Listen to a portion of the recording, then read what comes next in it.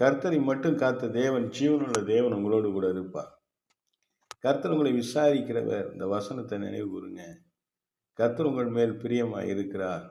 கர்த்தருடைய வேத வசனங்களை தியானிக்கிற பிள்ளைகள் ஆசீர்வாதமான வாக்குத்தத்த வாசங்களை எடுத்து வாசிப்பது மாத்திரமல்ல, அந்த ஆசீர்வாதமான வாக்குத்தத்த வாசகங்களை, வசனங்களை நாம் நினைவு கூறுவது மாத்திரமல்ல, அவர் கொடுத்திருக்கிற அநேக உபதேசங்களையும், கட்டளைகளையும், கற்பனைகளையும் நாம் தியானிக்க வேண்டியது மிக அவசியம். கர்த்தர் நமக்கு கொடுத்திருக்கிற எல்லா கற்பனைகளிலும் நாம் பிரியமாய் இருந்து அந்த வேத வசனங்களை தியானிக்கணும்.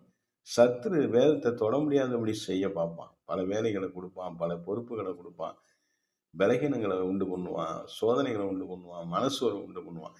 எல்லாத்தையும் ஜெயிச்சு கர்த்தருடைய வேத வசனத்தை எடுத்து தியானிச்சு, கர்த்தர் நம்மை விசாரிக்கிறவர். கர்த்தர் நமக்கு விசாரணை செய்து நம்முடைய காரியங்களை எல்லாம் ஒழுங்குபடுத்தி நமக்காக எல்லாவற்றையும் அவர் செய்கிற தேவனாக இருக்கிறார். இந்த வேத தியானத்தை நம்ம எடுத்து வாசித்து வாழ்க்கையில செயல்படுத்தும் பொழுது அவர் நம்ம விசாரிக்கிற தேவன். வேத வசனம் நம்ம இருதயத்தில் இருக்கும் பொழுது கர்த்தரே நம்மோடு இருக்கிறார். வேத வசனத்தை நம்ம தியானிக்கும் பொழுது கர்த்தர் நம்மோடு இருக்கிறார் என்கிற ஒரு விசுவாசம் நமக்கு வரணும். கர்த்தருடைய வேத வசனம் நம்ம இருதயத்தில் இருக்கும் பொழுது, நம்முடைய வாழ்க்கையில செயல்படும் பொழுது கர்த்தரே நம்முடைய வாழ்க்கையில செயல்படுறார். கர்த்தருடைய வேதத்தின்படி நீங்க நடக்க ஆரம்பிக்கிற பொழுது கர்த்தர் உங்களை ஆளுகை செய்கிறார். கர்த்தர் உங்களை நடத்துறார். அப்ப எல்லாம் நன்மையாகவே உங்களுக்கு மாறும். அப்ப நாம் பின்பற்ற வேண்டியது உலக காரியங்கள் அல்ல, கர்த்தருடைய வேத வசனம். அல்லேலூயா.